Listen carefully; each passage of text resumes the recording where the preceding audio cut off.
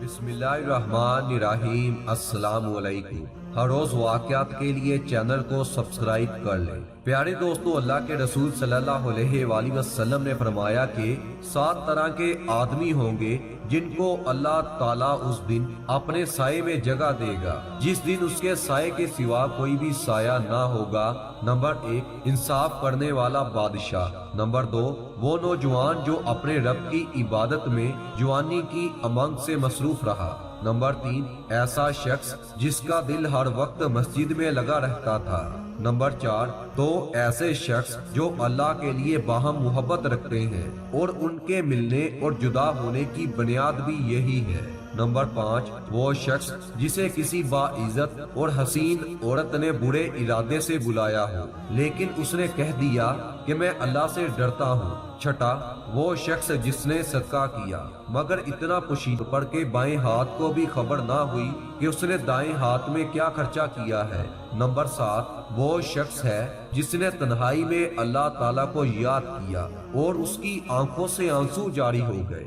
क़यामत के दिन अल्लाह ताला इनको अपने साए में जगह देगा। उम्मुल मोमिनीन हज़रत सैयदा आयशा रदियल्लाहु ताला अन्हा बयान करती हैं कि मैंने रसूलुल्लाह सल्लल्लाहु अलैहि वसल्लम से कहा, ए अल्लाह के रसूल, अब्दुल्ला बिन जदान दौरे जाहलियत में थे, इसीलिए इस्लाम तो नहीं लाए, ताहम वो रिश्ते नाते निभाने वाले, गुरबाओ मसाकीन को खाना खिलाने वाले थे। क्या उसको उसके अमाल का कोई फायदा हासिल होगा? नबी पाक सल्लल्लाहु अलैहि वसल्लम ने फरमाया, नहीं, क्योंकि उसने किसी भी दिन ये नहीं कहा था, ऐ मेरे रब, क़यामत के रोज मेरे गुनाहों को बख्श देना। तरीके इंसानी का एक अनोखा मुकाबला। मुस्लिम की रिवायत है कि हुजूर सल्लल्लाहु अलैहि वसल्लम ने फरमाया है, ताकतवर मुसलमान ज्यादा बेहतर और अल्लाह के नजदीक ज्यादा महबूब है कमजोर मुसलमान से, और हर एक में बुलाई है। इस चीज की हिरस करो जो तुम्हें दीनी नफा पहुंचाए और अल्लाह ताला से मदद मांगो और कम हिम्मती ना दिखाओ। गज़वाए बदर में हजरत अबू उबैदा बिन जरा बेखौफो खतरा दुश्मनों की सफों को चीरते हुए आगे बढ़ रहे थे।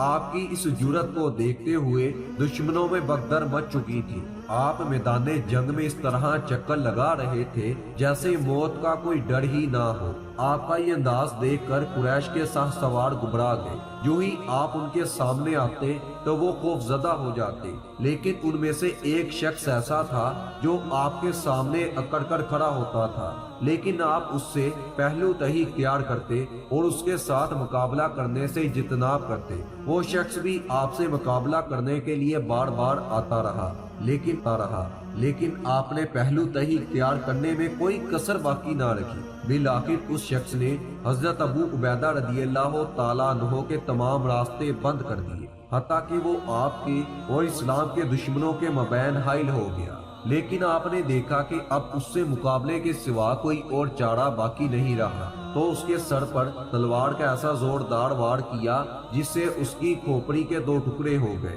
और वो वही ढेर हो गया।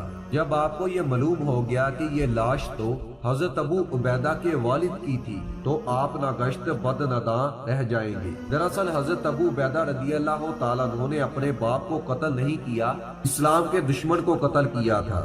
आपका ये अमल अल्लाह ताला को इतना पसंद आया कि आपकी शान में ये आयत नाजिल हुई। इरशाद बारी ताला है, जो लोग अल्लाह पर और क़यामत पर ईमान रखते हैं, तुम उनको अल्लाह और उसके रसूल के दुश्मनों से दोस्ती करते हुए ना देखो, वहाँ वो उनके बाप या बेटे या भाई या खानदान ही के लोग हैं जिनके दिलों में अल्लाह ने ईमान पत्थर पर लकीर की तरह तहरीर कर दिया है और फैज़े गैबी से उनकी मदद की है, और वो उनको बहिश्तों में जिनके तले नहरें बह रही हैं उनमें दाखिल करेगा और वो हमेशा उसी में रहेंगे। अल्लाह उनसे खुश और वो अल्लाह ताला से खुश। यही गिरोह अल्लाह का लश्कर है। प्यारे दोस्तों, एक आबिद और एक फासिक के इमाल की कहानी। बनी इसराइल में एक शख्स बड़ा ही नेक, आबिद और जाहिद था। सब लोगों में उसकी बड़ी इज्जत थी।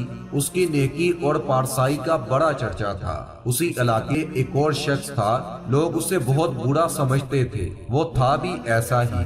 بد امال، بد کردار، کوئی بھی اسے اچھا نہیں سمجھتا تھا۔ ایک دن اس گناہ گار اور فاسق و فاجر نے دیکھا کہ وہ نیکوکار ایک میدان میں بیٹھا ہوا ہے، ہر طرف تیز دھوپ پھیلی ہوئی ہے، مگر اللہ نے اس نیک بندے پر ایک بادل کے ٹکڑے سے سایہ کر رکھا ہے۔ گناہ گار نے یہ منظر دیکھا تو اپنے دل میں بڑا شرمسار ہوا اور دل میں یہ خیال پیدا ہوا کہ اس چل چلاتی دھوپ میں جہاں دور دور تک سایہ نہیں ہے، بادل کے ایک ٹکڑے نے صرف اس لیے اس پر سایہ کر رکھا ہے کہ یہ اللہ کا نیک بندہ ہے، کیوں نہ میں بھی اس کے ساتھ بیٹھ جاؤں، عجب کہ اس کی برکت سے اللہ تعالیٰ مجھے بھی بخش دے اور میری خطاؤں کو معاف فرما دے۔ یہ شخص اس عابد و زاہد کے پاس گیا اور اس کے ساتھ سائے میں بیٹھ گیا۔ اس کے بیٹھتے ہی اس عابد و زاہد کے دل میں یہ خیال آیا کہ یہ اپنے زمانے کا بدترین گناہ گار ہے اور پوری قوم میں بدنام شخص ہے، اس کے ساتھ تو کوئی بھی اٹھنا بیٹھنا پسند نہیں کرتا، یہ میرے پاس کہاں آ بیٹھا ہے۔ یہ خیال آتے ہی اس رسوائے زمانہ کو اپنے پاس سے اٹھا دیا، وہ وہاں سے اٹھ کر چل دیا، لیکن بادل کا وہ ٹکڑا بھی اس کے ساتھ روانہ ہو گیا اور اس گناہ گار کے سر پر سایہ فغن ہو گیا۔ پیغمبر وقت کو وحی آئی کہ ان دونوں سے کہہ دو کہ نئے سرے سے اپنے اپنے اعمال کی ابتدا کرو، کیونکہ فاسق و فاجر نے جو کچھ کیا ہم نے اس کے خلوص و حسن نیت اور جذبہ شرمساری کے سبب اسے بخش دیا ہے اور اس کی پچھلی تمام خطاؤں کو معاف کر دیا ہے، اور اس عابد کی تمام نیکیاں اور اچھے اعمال اس کے تکبر کی وجہ سے اسے چھین لیے گئے ہیں۔ اسی لیے تو کہتے ہیں کسی کو حقیر نہ سمجھو، شاید اللہ تعالیٰ کے ہاں ایک اچھا عمل کرنے سے وہ اللہ کے ہاں آپ سے زیادہ محبوب بن جائے۔ اللہ تعالیٰ ہم سب کو ہدایت کامل عطا فرمائے، آمین۔